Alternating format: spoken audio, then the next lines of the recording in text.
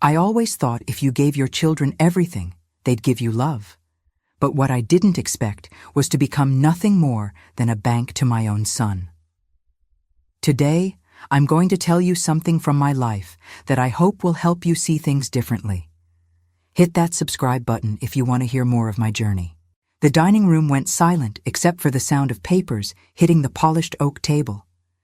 Mark's face drained of color as he looked down at the bank statements, the transcripts, the recordings. His mouth opened, then closed. My sister stood beside me, her hand on my shoulder, steady as a lighthouse. I'd imagined this moment 1,000 times, but I never expected to feel so calm, so certain. 3 months earlier, I would have begged him to explain. I would have found excuses for him, but the woman standing in that dining room was someone different. Someone who had finally learned that love without boundaries isn't love at all, it's exploitation. Let me take you back to where this really began.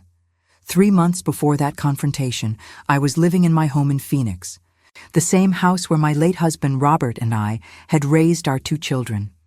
The walls held decades of memories, finger paintings still tucked in drawers, height marks on the doorframe tracking Mark and his sister Sarah through their childhoods. After Robert passed 5 years ago, the house felt too big, too empty. But it was mine, paid off, secure. Or so I thought. Mark had always been my challenging child. Sarah, she was independent, made her own way, moved to Seattle for work, and called every Sunday like clockwork. But Mark, he stayed close. Too close, maybe. After his divorce 2 years back, he started coming around more often. At first, I was grateful for the company. He'd stop by for dinner, help me with the yard work, fix things around the house that I couldn't manage on my own anymore. Then came the requests. Small at first. Could he borrow $100 until payday? His car needed repairs. His landlord was raising the rent. I gave it to him because that's what mothers do, right? We help our children when they're struggling. Robert would have done the same, I told myself. But Robert would have also asked questions. Robert would have seen through the pattern that I was too blinded by maternal instinct to recognize. The $400 a month became routine about 18 months ago. Mark sat me down at my kitchen table, the same table where we'd celebrated birthdays and homework victories, and he looked me in the eyes with such sincerity. "Mom," he said, "I need to be honest with you. I'm worried about your health. Your arthritis is getting worse. Your blood pressure medications keep changing. What if something happens and I can't afford to help you? What if you need care and I'm broke?" The words hit every fear I'd been nursing in the dark corners of my mind since Robert died. I was 67 years old. My hands ached in the mornings. I'd had 2 small strokes in the past year, nothing catastrophic, but enough to remind me that my body wasn't the fortress it used to be. The thought of being a burden, of ending up in some state facility because my son couldn't afford to help me, it paralyzed me. So when Mark suggested the monthly payments, framing it as an investment in our mutual future, I didn't hesitate. $400 every month, automatically transferred from my account to his. He said it was going into a special fund, something he was building so that when the time came, when I needed him, he'd be ready. I believed him. God help me, I believed every word. I know you're probably thinking I should have seen it coming. Maybe you're right.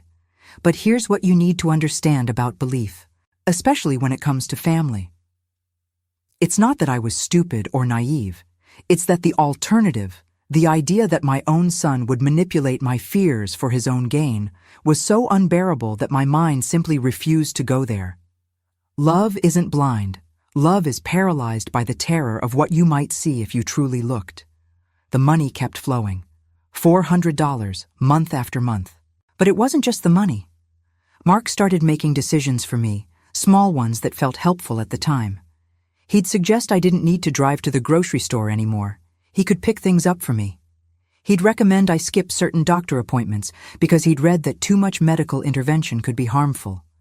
Slowly, subtly, my world got smaller. My friends started calling less because I kept canceling plans.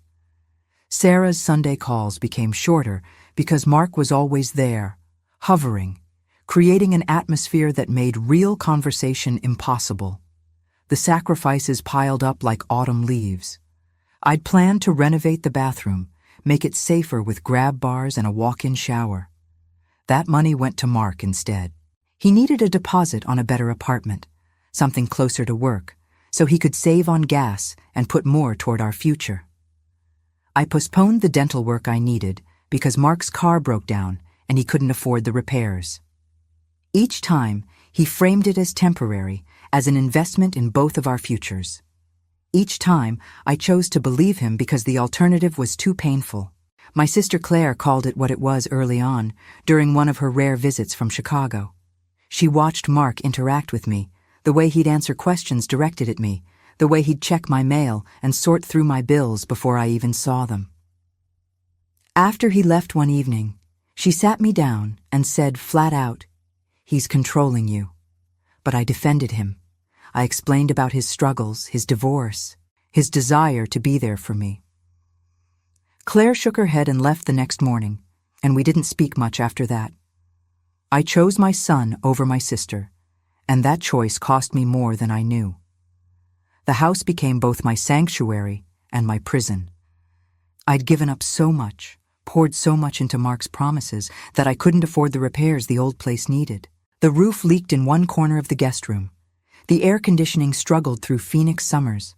Small things that became big things, all because my money was going into Mark's account instead of maintaining my own security. But I told myself it was temporary. Just until Mark got on his feet. Just until his investments paid off. Just until. Have you ever noticed how those two words can trap you in a cycle of endless waiting?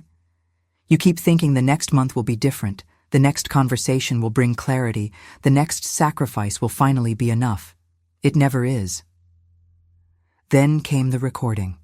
I need to explain something about my phone, this ancient smartphone that Mark had convinced me I needed to stay connected. He'd set it up for me, shown me the basics, but I never quite mastered all the features. Notifications would pop up, and I'd dismiss them without understanding what they meant. It was a Tuesday morning, mid-October. I was making coffee when my phone buzzed. A voice message notification, but it looked different than usual. I tapped it, expecting maybe Sarah or one of my old friends from the church group I'd stopped attending. Instead, I heard Mark's voice, crystal clear, mid-conversation with someone else. At first, I thought it was a pocket dial. Then I heard him laugh, that particular laugh he reserved for when he thought something was especially clever. "Yeah, I just tell her it's for both of us," he said. "The old lady doesn't question anything anymore. I mention her health, and she just opens the checkbook. It's like having my own personal bank, you know?" His friend said something I couldn't make out, and Mark laughed again. $400 a month, man. Every month. Like clockwork. My breath caught in my throat. The kitchen seemed to tilt, the familiar countertops and cabinets suddenly foreign. I gripped the edge of the sink, my arthritic fingers protesting, but the physical pain was nothing compared to what was happening inside my chest. The old lady. That's what I was to him. Not Mom. Not the woman who'd carried him for 9 months and raised him for 38 years. Just the old lady with the checkbook.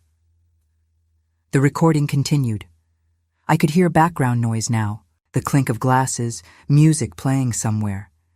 They were at a bar, probably, living it up while I sat at home rationing my groceries to make sure I could afford the monthly transfer. "Dude, that's genius," the friend said, his voice becoming clearer. "So she really thinks you're saving it for her?" Mark's response came quickly, confidently, like he'd rehearsed this story before. "Oh yeah. I gave her this whole speech about being prepared for when she needs care. Talked about nursing homes and medical bills. You should have seen her face, man. She was terrified. After that, she practically begged me to take the money." They both laughed then, a sound that would haunt me for months afterward. Not just Mark's betrayal, but the casual cruelty of it. The way he'd turned my deepest fears into entertainment for his drinking buddy. The coffee mug slipped from my hand. It didn't shatter, just bounced once on the linoleum and rolled under the counter, coffee spreading in a dark pool. I stood there, frozen, while the recording continued. Mark talking about his actual plans, about a trip to Vegas he had coming up, about a new motorcycle he was considering, not a word about setting money aside for my care, not a single mention of our supposed mutual future. I replayed it 7 times. Each time, I hoped I'd misheard. Each time, those words hit harder. Just a bank. That's all I was to him. Not his mother, not the woman who'd sat up with him through childhood nightmares and college exam stress, not the person who'd mortgaged her own future to fund his present. Just a bank, an ATM with a guilt button he could press whenever he needed a withdrawal. That night, I couldn't sleep. I kept getting up, walking through the house, touching things. The kitchen table where we'd had that conversation 18 months ago. The wall where Mark's high school graduation photo hung. The couch where I'd rocked him as a baby when he couldn't settle. Every surface held a memory, and every memory felt like a lie. Or worse, a truth I'd willfully ignored. Around 3 in the morning, I went to the bathroom and really looked at myself in the mirror for the first time in months. The woman staring back was a stranger. Deep lines framed her mouth, carved by years of worry disguised as wisdom. Her eyes looked hollow, haunted by something she couldn't name. Her shoulders curved forward, as if she'd been carrying weight so long she'd forgotten how to stand straight.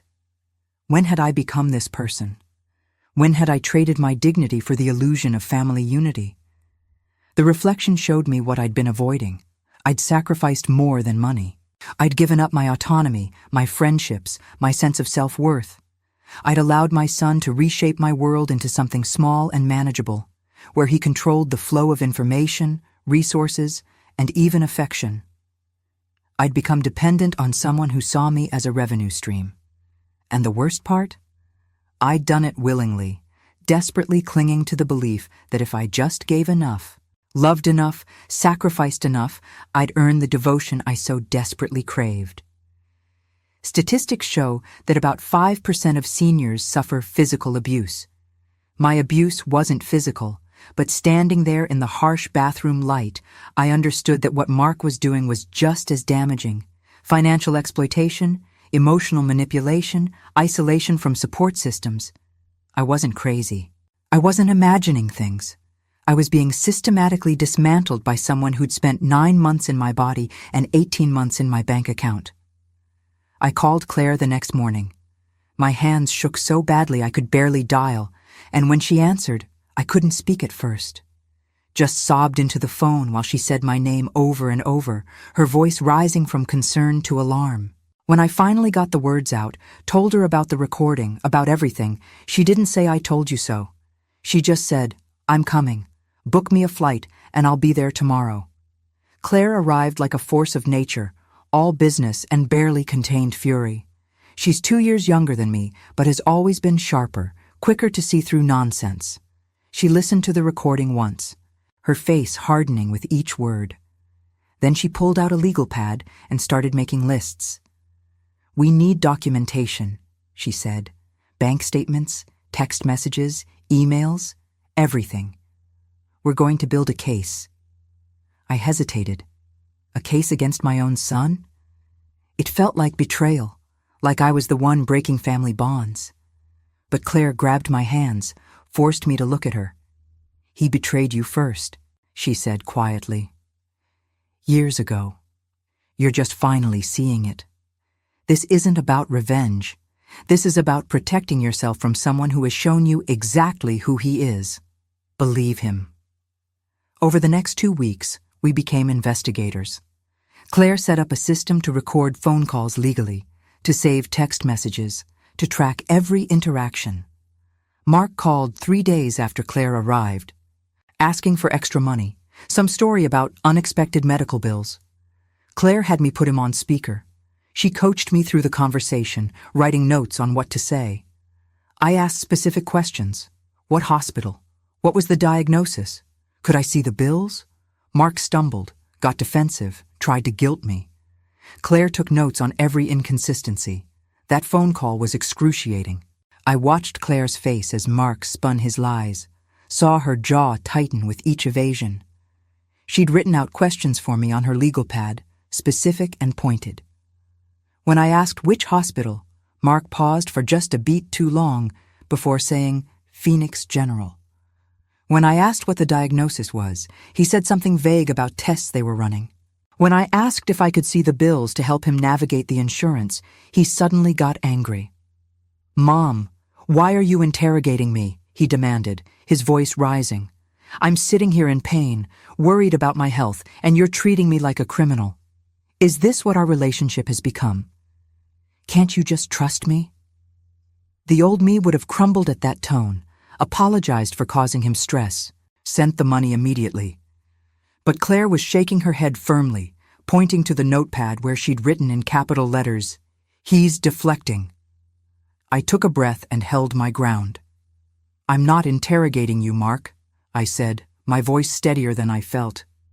"I'm your mother, and I'm concerned. If you're having health issues, I want to help properly.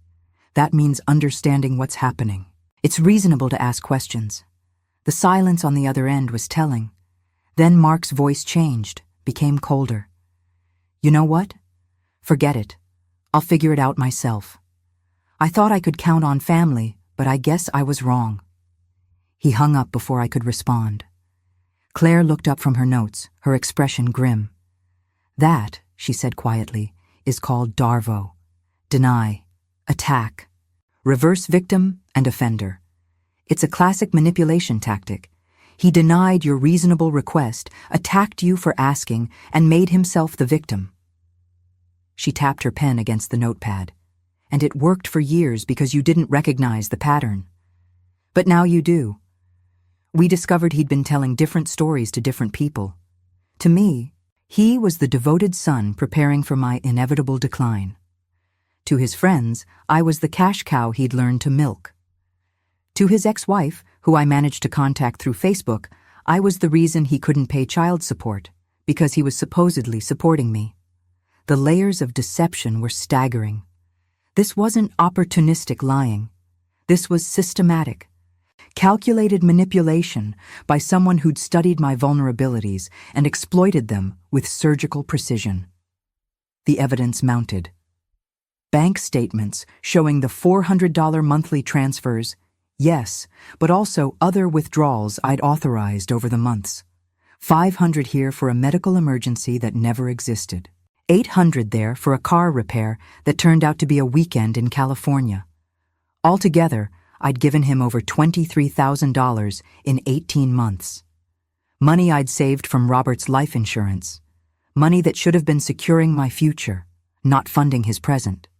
Research indicates that 7.7% of men have narcissism versus 4.8% of women. Learning this statistic from Claire, who'd been doing her own research, gave me a strange sort of relief. Maybe this wasn't entirely my fault. Maybe I wasn't just a foolish old woman too blind to see what was in front of her. Maybe I'd been up against someone whose brain was literally wired differently, someone for whom manipulation was as natural as breathing. Claire suggested we involve a lawyer, but I wanted one more thing first. I wanted to confront him myself, to see his face when he realized I knew. Maybe it was pride. Maybe it was a need for closure. Maybe I was still hoping, deep down, that there would be some explanation, some justification that would make this all make sense. Claire thought it was a mistake, but she agreed to help me set it up. We planned the meeting carefully. I texted Mark, said I needed to discuss our financial arrangement, that I had some ideas about how to contribute more. He responded within minutes, eager as always when money was mentioned. We set it for a Sunday afternoon at his apartment. Claire booked a flight back to Chicago, but secretly changed it, staying in a hotel nearby instead. She'd be waiting in her rental car outside, ready to come in if needed. Mark's apartment was in a newer complex in Scottsdale, the kind with a pool and a gym and granite countertops, not the struggling artist lifestyle he'd described. When I arrived, he greeted me with a hug that made my skin crawl, offered me coffee from his expensive espresso machine. I sat at his dining room table, the surface so polished I could see my reflection in it, and set my purse down carefully. Inside was my phone, recording everything with an app Claire had installed. As I waited for him to make the coffee, I looked around the apartment with new eyes. A massive flat-screen TV dominated one wall, easily 70 inches. Gaming consoles stacked beneath it. Through the doorway to his bedroom, I could see expensive workout equipment. On the kitchen counter, top-shelf liquor bottles lined up like soldiers. This wasn't the apartment of someone struggling to make ends meet. This was the apartment of someone living well beyond what his actual job should afford. How much of this did I pay for? The thought made me nauseous. That TV, probably 2 months of my contributions. The espresso machine he was using to make my coffee, another month. The leather couch I was sitting near, probably 3 or 4 months. I'd sacrificed my own comfort, delayed necessary home repairs, stressed about every expense while my money furnished his lifestyle. We made small talk for a few minutes. He asked about my health with what would have sounded like genuine concern to anyone who didn't know better. I played along, mentioned my arthritis, a dizzy spell I'd had last week.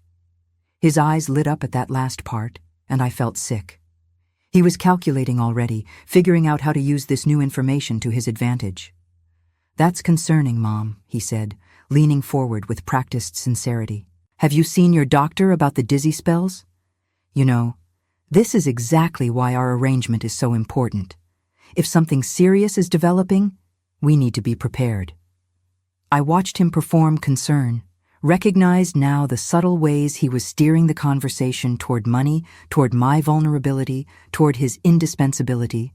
It was like watching a magic trick after someone had explained how it worked. The illusion was obvious once you knew where to look. Then I shifted gears. I said I'd been thinking about our arrangement, about the $400 a month. I wanted to understand better where it was going, how it was being invested for our future. Could he show me the account? Walk me through the plan? His expression flickered, just for a second. Confusion, then wariness, then a practiced smile. "Mom," he said, using that patient tone like I was a child who needed simple explanations. "We've been over this. It's complicated financial stuff. You don't need to worry about the details. The important thing is that I'm taking care of it, taking care of us. Trust me." But I pressed. I asked specific questions Claire had helped me prepare. What institution held the account? What was the interest rate? Were there statements I could review? With each question, Mark's facade cracked a little more. He got defensive, then frustrated, then angry. Why was I suddenly questioning him? Didn't I trust him? After everything he'd done for me? I let him wind himself up, watching this person I'd created and raised reveal himself fully.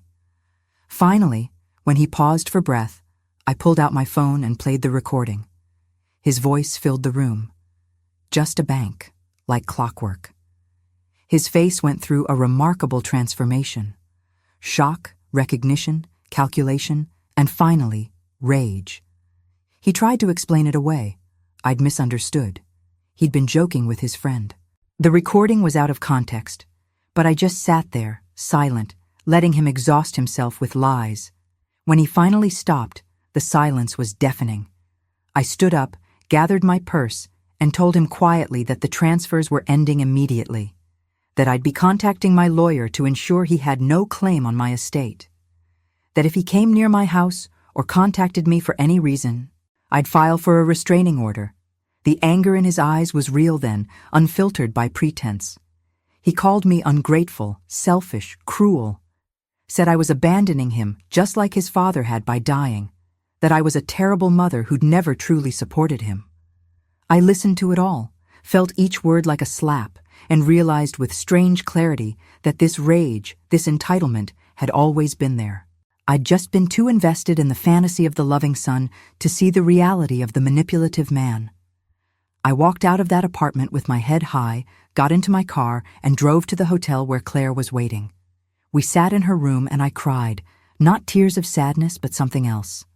Release, maybe, or grief for the relationship I'd thought we had, the son I'd believed existed. Claire held me and didn't say anything. Sometimes there are no words adequate to the moment. The next morning, I met with a lawyer Claire had found, a woman named Patricia Rodriguez, who specialized in elder financial abuse. She listened to my story, reviewed the evidence, and told me straight out that I had a strong case. Mark had committed fraud, possibly theft. She could help me recover some of the money, could definitely ensure he never had access to my assets again. The process would take time, she warned. It would be emotionally difficult. Was I ready? I thought about that reflection in the mirror, the hollow-eyed stranger I'd become. I thought about the house I'd almost lost, the life I'd almost sacrificed. I thought about other mothers, other elderly people who might be in similar situations, too ashamed or afraid to speak up. And I said yes. I was ready. Patricia's office was nothing like the slick corporate spaces I'd imagined lawyers inhabited. It was warm, almost homey, with plants on the windowsill and artwork that looked like it came from local galleries. She was maybe 50. With graying hair she wore in a practical bun and eyes that had clearly seen a lot of human suffering but hadn't hardened to it. "I need you to understand something before we proceed," she said, leaning forward with her hands folded on the desk. "This process is going to hurt. Not just because of the legal proceedings, though those can be stressful, but because you're going to have to relive the betrayal over and over. Every statement you give, every piece of evidence we present, it's going to remind you of what he did. Are you prepared for that?" I appreciated her honesty. No false promises, no sugarcoating, just the hard truth delivered with compassion. I thought about it for a long moment, really considered what she was asking. Then I nodded. "If I don't do this," I said slowly, "then he wins. Not just financially, but completely. He gets to keep believing that he can manipulate people without consequences, and I have to keep living with the knowledge that I let him. So yes, I'm prepared. It can't hurt worse than what I'm already carrying." Patricia nodded, a small smile touching her lips. That's what I needed to hear. Because we're not just fighting for your money back. We're fighting for your dignity, for your right to be treated as a person, not a resource, and that's a fight worth having. She spent the next 2 hours walking me through the process. We'd start with a cease and desist, establishing legal boundaries immediately. Then we'd file a civil suit for fraud and breach of fiduciary duty. She explained that because Mark had positioned himself as managing my financial future, he'd created a fiduciary relationship, which meant he had legal obligations to act in my best interest. He'd violated those obligations systematically and deliberately. "What about criminal charges?" I asked. Claire had mentioned that possibility. Patricia's expression grew more serious. "Criminally, these cases are harder to prosecute. The threshold of proof is higher, and prosecutors often see them as family disputes rather than crimes. We can report it to Adult Protective Services and law enforcement, and we will. But I want you to be realistic about the likelihood of criminal prosecution. The civil case is where we have real power. The legal process moved faster than I expected."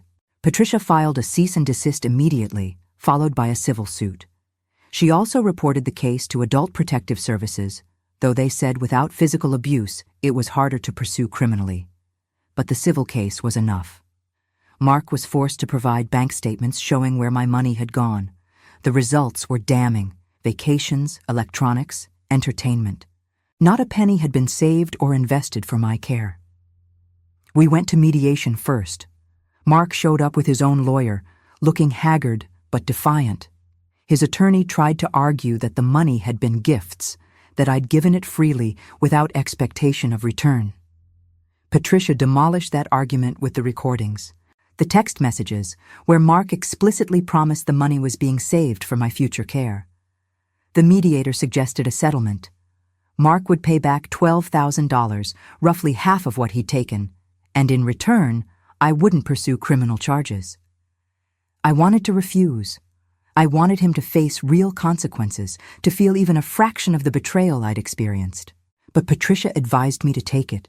Civil cases could drag on for years.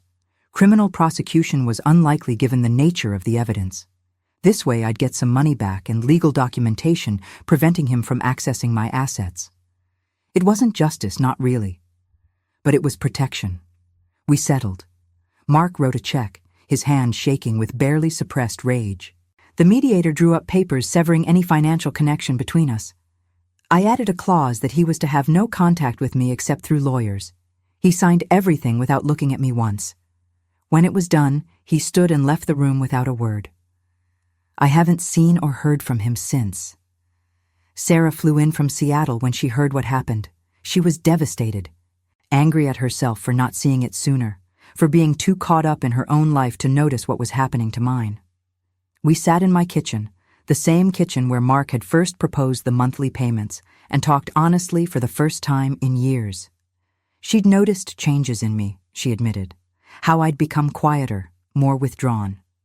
But she'd attributed it to grief over Dad, to normal aging.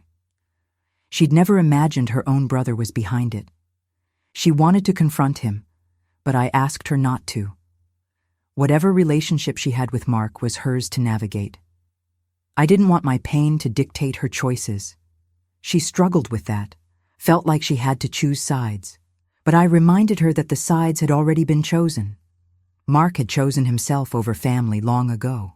She and we were choosing each other, choosing honesty and support. That was enough. With the settlement money and what remained of my savings, I made a decision that had been growing in my mind since that night in front of the mirror. I was going to sell the house. The thought would have devastated me months earlier, all those memories, all that history. But I realized the house had become a monument to my mistakes, a physical reminder of how I'd let myself be diminished. I needed a fresh start, somewhere new, somewhere that held no ghosts. Claire helped me look at options. We considered Phoenix suburbs, but I kept coming back to a small coastal town in Oregon I'd visited once with Robert years ago. Cannon Beach, where the ocean met dramatic rock formations and the air tasted of salt and possibility. The town had a small year-round population, mostly retirees and artists. Housing was cheaper than Phoenix. The pace was slower. It felt like a place where I could rebuild, not just my finances, but my sense of self. The house sold quickly, the market was good, and the location was desirable. After paying off the small remaining mortgage and covering moving expenses, I had enough to buy a modest cottage 3 blocks from the beach and still have a cushion for emergencies. Sarah took a week off work to help me pack. We sorted through decades of accumulated life. Some things came with me, others we donated or threw away. Mark's childhood belongings, I boxed up and left in the garage for him to collect. He never did. Moving day was bittersweet. I stood in the empty living room one last time, sunlight streaming through the bare windows, and said goodbye to the woman who'd lived there. The one who'd believed that sacrifice equaled love, that giving until it hurt was the measure of a good mother. She'd meant well, that woman. She'd been wrong. But she'd meant well. I thanked her for the lessons she'd taught me, even the painful ones. Then I walked out, locked the door, and drove away without looking back. Cannon Beach welcomed me like a secret I'd been keeping from myself. The cottage was small, just 2 bedrooms and a tiny yard, but it was mine. Every morning, I walked to the beach and watched the sunrise paint the sky in impossible colors. The ocean was constant, rhythmic, indifferent to human drama. I found that comforting. The waves kept coming regardless of my pain, my mistakes, my slow journey toward healing. Those first weeks in the cottage were a study in adjustment. I'd wake up disoriented, forgetting for a moment where I was, expecting to see the familiar walls of the Phoenix house. Then reality would settle in, sometimes with disappointment, sometimes with relief. The cottage smelled different, like salt air and old wood instead of desert dust and memories. I spent hours just sitting on the small front porch, watching the neighborhood come to life. My neighbors were mostly retirees like me, people who'd chosen this quiet corner of the world for their final chapters. Across the street, an elderly man tended his garden every morning, moving slowly but purposefully among roses that seemed impossible in this climate. Next door, a woman around my age ran a small pottery studio from her garage, and I'd hear the hum of her kiln firing late into the evening. It was Eleanor, the woman with the pottery studio who first spoke to me beyond a polite wave. She showed up on my third day with a mug she'd made, deep blue like the ocean, and a thermos of coffee. "Thought you might need this," she said simply. "Moving is exhausting at any age, but especially ours." We sat on my porch drinking coffee from her handmade mugs, and she didn't ask the questions I'd been dreading. She didn't ask about family, or why I'd moved, or whether I was lonely. She just told me about the neighborhood, pointed out which grocery store had the best produce, warned me that the fog could get so thick you couldn't see your hand in front of your face. Practical information, kindly offered, with no expectations attached. It was the first conversation I'd had in years that didn't feel like a negotiation or a performance. Eleanor wasn't trying to get anything from me. She wasn't judging my choices or pitying my situation. She was just being neighborly, human to human, and I'd forgotten how much I'd missed that simple, uncomplicated connection. I joined a book club at the local library, started volunteering at a food bank on Thursdays, made friends with my neighbor, a widow named Eleanor, who'd also fled a difficult family situation in her late 60s. We'd drink coffee on my porch and watch the fog roll in, sharing stories without judgment. Slowly, my world expanded again. Not to what it had been before, but to something new, something built on different foundations. The book club met every other Wednesday in the library's small reading room. There were 8 of us, mostly women over 60, though one young teacher in her 30s had recently joined. Our first book after I arrived was about a woman rebuilding her life after loss. I sat in that circle, listening to these strangers discuss themes of resilience and reinvention, and felt something unlock in my chest. When it came my turn to share, I found myself talking honestly for the first time. Not about Mark specifically, but about the experience of discovering you'd been living a lie, of having to dismantle your entire understanding of a relationship and build something new from the rubble. The young teacher leaned forward, her eyes bright with recognition. "That's exactly what the author was capturing," she said. "That moment when you realize the story you've been telling yourself doesn't match reality." One of the older women, Patricia, reached over and squeezed my hand. "We've all been there in one way or another," she said quietly. "Welcome to the club of women who survived their own illusions." The food bank work grounded me in a different way. Every Thursday, I'd show up at the community center and help sort donations, pack boxes, distribute food to families who needed it. There was something healing about doing work that had immediate, visible impact. These families needed food. We gave them food. Simple, direct, honest. No hidden agendas, no manipulation, no wondering if my help was actually enabling harm. Just straightforward human kindness. One Thursday, a young mother came through with 3 small children. She was maybe 30, exhausted, trying to keep her kids quiet while we filled her box. The youngest, a girl about 4, looked up at me with huge dark eyes and said, "Thank you for the food, Grandma." Her mother started to correct her, but I just smiled and said, "You're very welcome, sweetheart." That simple exchange, that uncomplicated gratitude, it filled something in me that Mark's manipulations had hollowed out. This little girl didn't see me as a bank or a resource to exploit. She just saw someone helping her family, and she was grateful. It was the purest form of appreciation I'd experienced in years. Sarah visited regularly, bringing her partner who I'd barely met during the Phoenix years because I'd been too consumed with Mark's drama.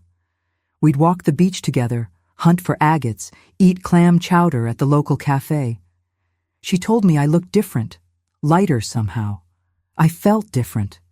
The weight I'd been carrying, the constant anxiety about being a burden or failing as a mother, had lifted. I'd failed in some ways, yes, but I'd also survived. I'd also learned. That counted for something. The money Mark repaid sat in a separate account. I couldn't bring myself to spend it, not yet. It felt tainted, blood money from a relationship that had died. Patricia suggested I consider donating it to an organization that helped elder abuse victims. The idea appealed to me. Maybe my pain could prevent someone else's. Maybe that was a kind of redemption. 6 months after the move, I started seeing a therapist. Her name was Dr. Lisa Chen, and her office overlooked a small garden where hummingbirds fought over feeders. I'd resisted therapy before, thinking it was self-indulgent or that I should be able to handle things on my own. But Dr. Chen helped me understand the patterns I'd fallen into, the beliefs about family and duty that had made me vulnerable to Mark's manipulation. We talked about enablers, about how they function in abusive systems. This wasn't just about Mark being a narcissist or a manipulator. It was also about me, about my need to be needed, my fear of abandonment, my belief that my worth was tied to how much I could give. Dr. Chen didn't blame me for Mark's actions, but she helped me see how my own wounds had made me susceptible to exploitation. She introduced me to a concept that changed everything. Flying monkeys, she called them, the people who unknowingly support an abuser by carrying messages, making excuses, pressuring the victim to reconcile. I realized I'd been my own flying monkey, making excuses for Mark in my head, pressuring myself to give him another chance, another month, another $400. I'd enabled him not out of love, but out of fear that without him, I'd be truly alone. But here's what I learned in that small office with the hummingbirds. Alone isn't the same as lonely. Alone can be peaceful. Alone can be safe. And sometimes the most loving thing you can do, for yourself and even for the other person, is to walk away. Not in anger, not in revenge, but in quiet recognition that the relationship as it exists is causing harm. Mark needed consequences, needed to face the reality that his actions had costs. By continuing to enable him, I'd been preventing his growth as much as my own. Through Dr. Chen, I connected with a support group for family financial abuse survivors. Meeting others who'd experienced similar betrayals was transformative. There was Tom, whose daughter had forged his signature on loan applications. Maria, whose son had convinced her to add him to her bank accounts and then drained them. David, whose nephew had stolen his identity and run up massive credit card debt. Each story was different in detail, but similar in structure. Family members exploiting trust, using love as a weapon, leaving devastation in their wake. The first support group meeting terrified me.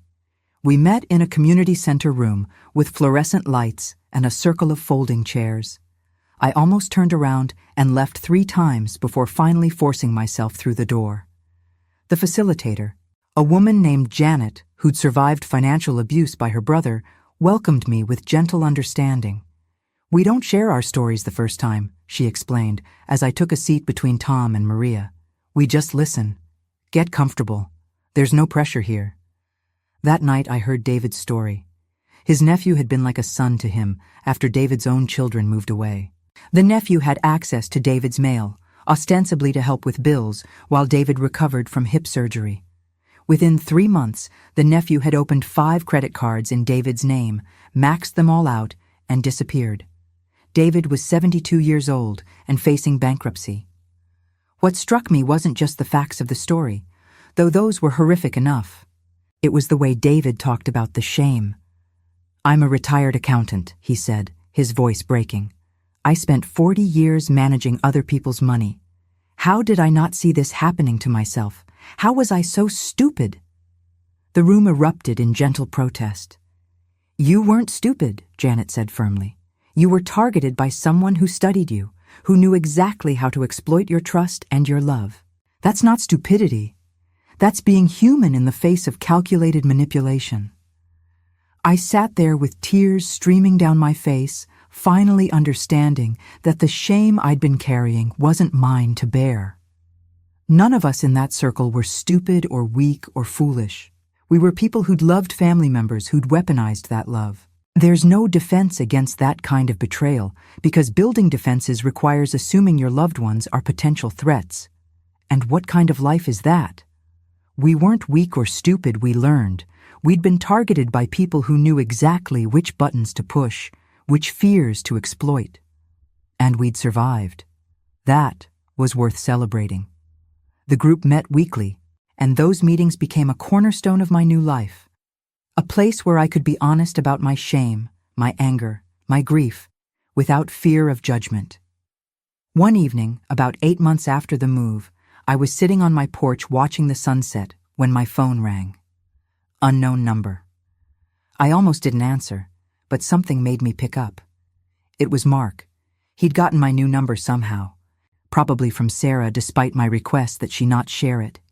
His voice was careful, measured. He said he wanted to apologize, to explain. He'd been going through a hard time, he said. The divorce had messed him up. He'd made mistakes. Could we talk? Every instinct screamed at me to engage, to listen, to give him the chance I'd given him so many times before. But I thought about the woman in the mirror, about the cottage I'd built, about the life I was creating on my own terms. I told him quietly that I appreciated the call, but that I wasn't ready for contact. That if he truly wanted to make amends, he should focus on his own healing, his own growth. Then I hung up and blocked the number. My hands shook afterwards. Part of me wanted to call him back, to hear him out, to see if this time was different. But I'd learned enough to know that even if his apology was genuine, reconciliation now would undo the progress I'd made. Maybe someday, years from now, we could have some kind of relationship. But not now. Not when I was still learning to stand on my own, to value myself separate from what I could provide to others. I called Dr. Chen immediately after blocking his number. It was past office hours, but she'd given me her emergency line for moments like this. She answered on the third ring, and I could hear dinner sounds in the background, her family moving around her kitchen. I apologized for interrupting her evening. "Don't apologize," she said immediately. "This is exactly what the emergency line is for. Tell me what happened." I explained about Mark's call, about how I'd handled it, about the shaking and the urge to call back. She listened without interrupting, and when I finished, she was quiet for a moment. "How do you feel right now?" she finally asked. "Not how you think you should feel, but how you actually feel." I sat with the question, really examined my emotional state. Shaky, I admitted, sad. But also, proud? Is that wrong? Should I feel guilty instead of proud? Dr. Chen's voice was warm when she responded. "You maintained a boundary you set for your own well-being. You recognized a manipulative pattern and didn't engage with it. You chose your own healing over his comfort. That's not just something to be proud of. That's evidence of profound growth. The shaking, the sadness, those are normal responses to exercising a muscle you're still building. But the pride? That's your true self, recognizing that you just protected her." I cried then, sitting on my porch with the Oregon sunset painting the sky in shades of orange and purple, phone pressed to my ear while my therapist reminded me that choosing myself wasn't selfish, that the trembling in my hands was strength, not weakness, that every time I maintained these boundaries, I was building a foundation for a life where I wouldn't be exploited again. After I hung up with Dr. Chen, I did something I'd started doing in therapy. I wrote a letter to myself, to the woman I used to be. I told her that I understood why she'd made the choices she did, that I didn't blame her for believing Mark's lies, for wanting so desperately to be a good mother that she'd sacrificed her own well-being. I told her that she'd been doing the best she could with the understanding she had at the time. And then I told her that I was going to take care of us now, that she could rest, that her job was done. I never sent these letters to anyone. They were just for me, a way of integrating the past with the present, of offering compassion to the parts of myself that had suffered. Dr. Chen said it was a form of reparenting, giving myself the understanding and support I wished someone had given me during those difficult years. It felt strange at first, almost self-indulgent. But over time, it became one of my most powerful healing tools. Before I end my story, I want to share something important I learned through all of this. It's about enablers and how they function in situations like mine. See, when we think about abuse, we usually focus on the abuser and the victim. But there's a third component that's often overlooked: the enablers. These are the people who, often with good intentions, help the abuse continue by making excuses, minimizing harm, or pressuring the victim to maintain the relationship. The role of enablers is crucial to understand because they're everywhere in these dynamics. Sometimes they're outsiders, friends or family members who say things like, "But he's your son, you can't just cut him off," or "I'm sure he didn't mean it that way." Other times they're institutions, legal systems that don't recognize financial elder abuse as serious, cultural norms that prioritize family unity over individual well-being. And sometimes, most insidiously, the enabler is the victim themselves. I was my own primary enabler. Every time Mark crossed a boundary, I made excuses for him. Every time my intuition screamed that something was wrong, I silenced it with justifications about family duty and maternal love. I told myself I was being compassionate, understanding, patient. But what I was actually doing was training him that there were no consequences for his actions, that he could take and take and take, and I would always provide. Dr. Chen taught me about a concept in psychology called learned helplessness. It's when someone experiences repeated harm and stops trying to escape, even when escape becomes possible. They've learned that resistance is futile, that nothing they do will change the situation. I'd developed a version of this, a learned enabling. I'd become so accustomed to sacrificing my needs for Mark's wants that I'd lost the ability to distinguish between helping and harming. Here's what enablers do, often without realizing it. They normalize the abnormal. When someone repeatedly violates your boundaries, takes advantage of your generosity, lies, and manipulates, that's not normal family dysfunction. That's abuse. But enablers reframe it as complicated family dynamics, or tough times, or misunderstandings. This reframing prevents the victim from seeing the situation clearly and taking action. Enablers also block consequences. In my case, I blocked natural consequences for Mark by continuing to give him money no matter how he behaved.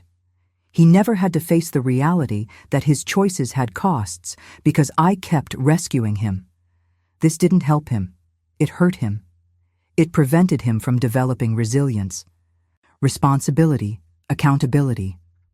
My enabling was as damaging to his character development as it was to my financial security. Understanding this was painful, but necessary. I had to accept that my attempts to maintain family unity had actually created dysfunction. My fear of conflict had enabled abuse. My desire to be a good mother had made me a bad parent, teaching my son that manipulation worked, that he could exploit those who loved him without consequence. But here's the hopeful part. Once you recognize enabling behavior, you can stop it. You can start setting boundaries, enforcing consequences, protecting yourself. It's not easy, especially when family is involved. The guilt is enormous. You feel like you're the one breaking the family apart. But you're not. The person who violated trust, who exploited love, who treated you as a resource rather than a human being, they broke it first. You're just finally admitting it's broken. If you're reading this and recognizing yourself in my story, I want you to know a few things. First, it's not too late to change course. I was 67 when I finally stood up to Mark. You're never too old to reclaim your life, your dignity, your resources. Second, you're not alone.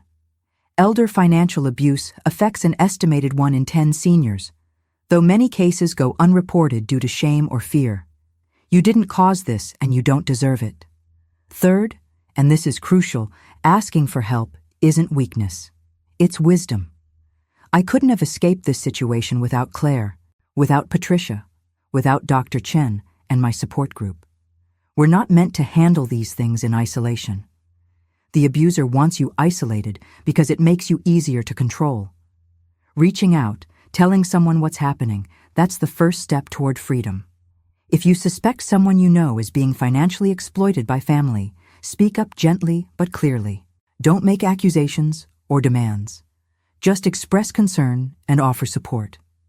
Sometimes all it takes is one person saying, "This doesn't seem right," to plant the seed that maybe the victim's normal meter is broken maybe what they're experiencing isn't actually normal or acceptable. And if you're the one doing the enabling, even with good intentions, please consider stopping. Consider that your attempts to keep the peace might be perpetuating harm. Consider that the kindest thing you can do, both for the victim and the abuser, might be to step back and let natural consequences occur. It's terrifying, I know, but it's necessary. The last thing I want to say about enablers is this. We often become enablers because of our own wounds. I enabled Mark partly because I was terrified of being alone after Robert died, terrified that if I wasn't useful, I'd be discarded. I needed to be needed, and Mark exploited that need brilliantly. Understanding this doesn't excuse my enabling, but it does explain it. And it points toward the real solution, healing my own wounds so that I'm less vulnerable to exploitation. That's the work I'm doing now in therapy. Learning to find my worth in who I am rather than what I provide. Learning that healthy love has boundaries, that saying no can be an act of compassion, that protecting myself doesn't make me selfish or cruel. It's hard work, unlearning patterns that go back decades, but it's also liberating in ways I never expected. Thank you for staying with me until the end. I know this was a long story, a difficult story, but I hope it helps someone out there who might be going through something similar. I hope it helps you recognize enabling behavior, either in yourself or others, and gives you permission to change course. I'm curious about you, the person listening to this. What city are you in? What time is it where you are? Are you listening while driving to work, or folding laundry, or lying in bed unable to sleep because something in your own life is troubling you? Leave a comment and let me know. I read every single one, and your stories, your perspectives, they matter to me. If this story resonated with you, if it made you think or feel or see something differently, please hit that like button. It helps other people find these stories, people who might need to hear them, and subscribe if you haven't already. I share a new story every week, all of them true, all of them about the messy, complicated, sometimes heartbreaking, but ultimately hopeful journey of being human. What would you have done in my situation? Would you have confronted Mark sooner or later? Would you have involved the law or handled it privately? Do you think I should try to reconcile with him someday? Or is the boundary I've set the healthier choice? Tell me in the comments. I really want to know what you think. Before you go, I want to recommend 2 other videos that might interest you. There's one about a woman who discovered her husband had a second family and how she handled that revelation with incredible grace and strength. And another about a daughter who had to set boundaries with her own mother, showing that these dynamics can flow in any direction. Both stories offer different perspectives on family betrayal and recovery. Until the next story, take care of your heart. Protect it, but don't close it. Set boundaries, but stay open to real connection. And remember, you're worth more than what you can provide to others. Your value is inherent, not earned. I'm still learning that myself every single day, but I believe it's true. And I believe it about you too.